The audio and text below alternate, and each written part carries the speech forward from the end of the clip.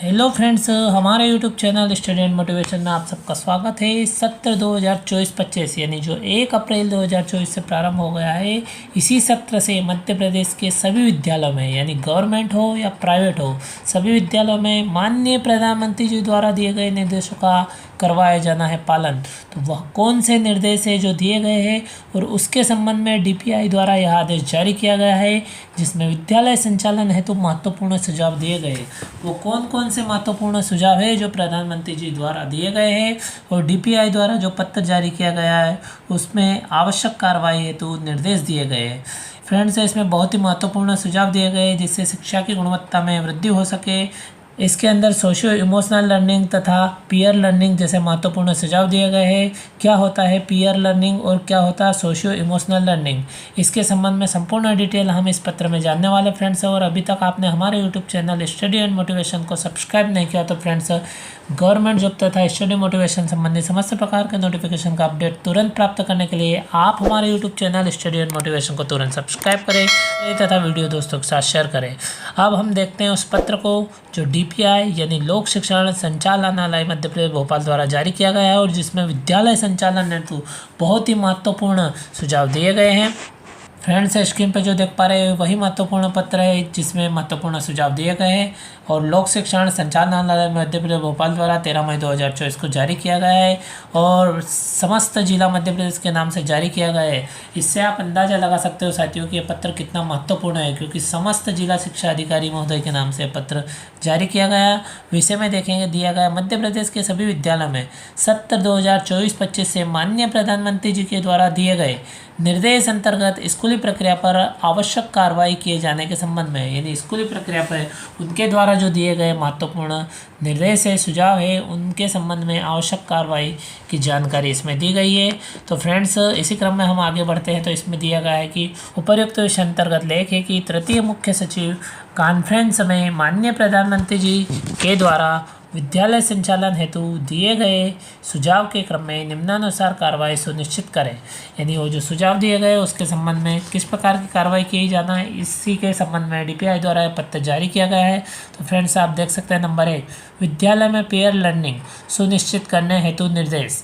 तो friends, pair learning से तात्पर्य साथ साथ सीखना, यानी विद्यार्थी साथ में रहकर समूह में रहकर सदनवार किस प्रकार सीखते हैं उसके संबंध में इसमें जानकारी दी गई है। तो पहला बिंदु है विद्यालय स्तर पर आबलिक कक्षा स्तर पर सदनवार विद्यार्थियों का आवंटन करके तदनुसार विद्यालयीन गतिविधियों में सहभागिता सुनिश्चित करना। यानी फ्रेंड्स, सदनवार से तात्पर्य है उनको समूहवार अलग अलग करके विद्यार्थियों का आवंटन कर दिया जाए और उनकी सहभागिता सुनिश्चित की जाए। अगला बिंदु है कक्षा शिक्षण के दौरान विद्यार्थियों को समूह कार्य एवं समूह चर्चा पर अवसर प्रदान किया जाए। यानी टोलियां बनाकर ग्रुप बनाकर उनको आपस में चर्चा करने का मौका दिया जाए, क्योंकि फ्रेंड्स आप सभी जानते हैं कि शिक्षकों से बच्चे पूछने में संकोच करते हैं, किसी भी चीज़ की जानकारी प्राप्त करने में, किसी भी प्रश्न का हल पूछने में संकोच करते हैं। इसलिए समूहवार यदि बच्चे कार्य करते हैं तो बहुत ही आसान तरीके से इस कार्य को संपन्न कर पाएंगे। इसी क्रम में अगला बिंदु है विद्यार्थियों की जोड़ी बनाकर एक दूसरे को सहयोग कर सीखने के लिए प्रेरित करने के क्रम में पीयर लर्निंग को बढ़ावा देना। यानी पीयर लर्निंग से तात्पर्य एक दूसरे के साथ रहकर एक दूसरे को सहयोग करके शिक्षा प्राप्त करना, सीखने के लिए एक दूसरे को प्रेरित करना या प्रेरित होना। अगला बिंदु विद्यार्थियों को समूह में किए जाने वाले कार्य अंतर्गत प्रोजेक्ट कार्य एवं गृह कार्य प्रदान करना है। यानी प्रोजेक्ट कार्य एवं गृह कार्य भी विद्यार्थियों को समूह में दिया जाए, विद्यार्थियों की जोड़ी बना के उन्हें दिया जाए ताकि वो एक दूसरे का सहयोग कर अपना होमवर्क आसानी से कर लेते हैं। अगला बिंदु है पीयर लर्निंग अंतर्गत विद्यार्थियों द्वारा एक दूसरे के होमवर्क क्लास वर्क का मूल्यांकन करना एवं त्रुटि सुधार करना। यदि बच्चे एक दूसरे की कापियाँ चेक करते हैं या मूल्यांकन करते हैं तो बहुत ही आसान और अच्छे तरीके से मूल्यांकन कर लेते हैं, जिससे वो उनके सीखने की गति में वृद्धि होती है। इस प्रकार से पहला पॉइंट था विद्यालय में पेयर लर्निंग सुनिश्चित करने हेतु निर्देश। इसी क्रम में दूसरे निर्देश की बात करें तो फ्रेंड्स आप इसमें देख सकते हैं दिया गया है नंबर 2, आनंदमय वातावरण निर्मित करने हेतु निम्नलिखित सुझावात्मक गतिविधि। यानी यह सुझावात्मक गतिविधि है। तो पहले बिंदु की हम बात करें विद्यालय आगमन पर विद्यार्थियों का शिक्षकों द्वारा विविध गतिविधियों के माध्यम से स्वागत जिससे विद्यार्थी अधिक से अधिक संख्या में विद्यालय आने हेतु प्रेरित होंगे। यानी जब विद्यार्थियों का आगमन होता है तब विभिन्न प्रकार की गतिविधियों से बच्चों का स्वागत करेंगे, जिससे बच्चे प्रेरित होंगे। अगला बिंदु है प्रार्थना सभा को गायन, वादन एवं अन्य रोचक गतिविधियों द्वारा संचालित करना। अगला बिंदु सर्वाधिक उपस्थित वाले, नियमित गृह कार्य करने वाले एवं विद्यालय की गतिविधियों में सक्रिय सहयोग देने वाले विद्यार्थियों को प्रार्थना सभा में कक्षा में पुरस्कृत करना एवं सूचना पटल के माध्यम से प्रशंसित करना। अगला बिंदु है पुस्तकालय, रीडिंग कॉर्नर के माध्यम से विविध प्रकार की पुस्तकों की व्यवस्था करना, जिससे अधिक से अधिक विद्यार्थी लाभान्वित हो सके, यानी पुस्तकालय की व्यवस्था करना।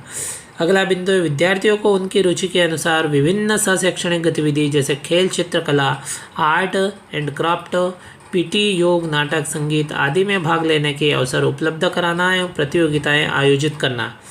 अगला बिंदु है CCLE एवं बाल सभा का साप्ताहिक आयोजन करना।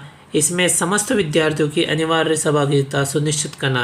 इस प्रकार से फ्रेंड्स नंबर 2 में आनंदमय वातावरण निर्मित करने हेतु महत्वपूर्ण सुझावात्मक गतिविधि प्रदान की गई है। इसी क्रम में नंबर 2 का अंतिम बिंदु है विद्यार्थी हेतु एक्सपोजर विजिट आयोजित करना। बाल मेला एवं प्रदर्शनियों में उन्हें उत्कृष्ट कार्य का प्रदर्शन करना, यानी उनके द्वारा किए गए उत्कृष्ट कार्यों का प्रदर्शन करना। अगला बिंदु है नंबर 3 विद्यालय स्तर पर सोशियो इमोशनल लर्निंग SEL हेतु निम्नानुसार सुझावात्मक गतिविधियाँ, यानी सोशियो इमोशनल लर्निंग से तात्पर्य सामाजिक भावात्मक सीख, यानी सामाजिक भावात्मक सीख प्राप्त करें तथा भावात्मक रूप से, सामाजिक रूप से एक दूसरे से जुड़े। नंबर 3 का पहला बिंदु है सभी शिक्षक एवं विद्यार्थियों के मध्य एक स्वस्थ एवं सकारात्मक संबंध स्थापित करने हेतु विविध गतिविधियों के माध्यम से सकारात्मक वातावरण निर्मित करना। अगला बिंदु है उमंग CCLE राष्ट्रीय शिक्षा नीति अंतर्गत 21वीं सदी के कौशल, जेंडर समानता, यौन शिक्षा एवं स्वास्थ्य पर जागरूक करना।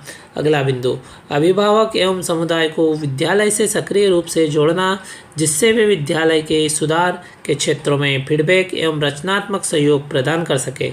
इसी क्रम में अगला बिंदु है विद्यालय में सुझाव / शिकायत पेटी रखी जाना, जिससे विद्यार्थी अपने सुझाव या समस्या बगैर किसी झिझक के लिख सके और प्राप्त सुझाव समस्या का निष्पादन करते हुए उनका अभिलेख संधारित किया जाए।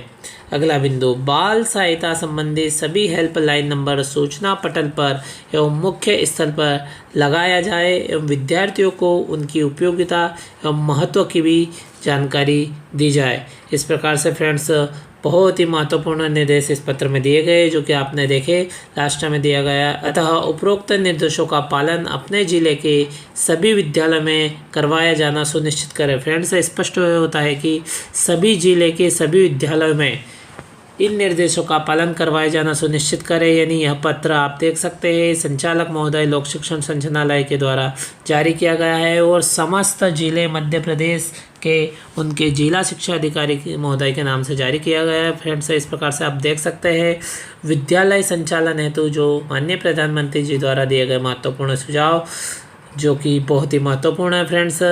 और इसी प्रकार के अपडेट एवं स्टडी मोटिवेशन एवं गवर्नमेंट जॉब संबंधी समस्त प्रकार की जानकारियों के अपडेट तुरंत प्राप्त करने के लिए फ्रेंड्स आप हमारे YouTube channel study and motivation को तुरंत सब्सक्राइब करें तथा वीडियो दोस्तों के साथ शेयर करें। Thank you friends.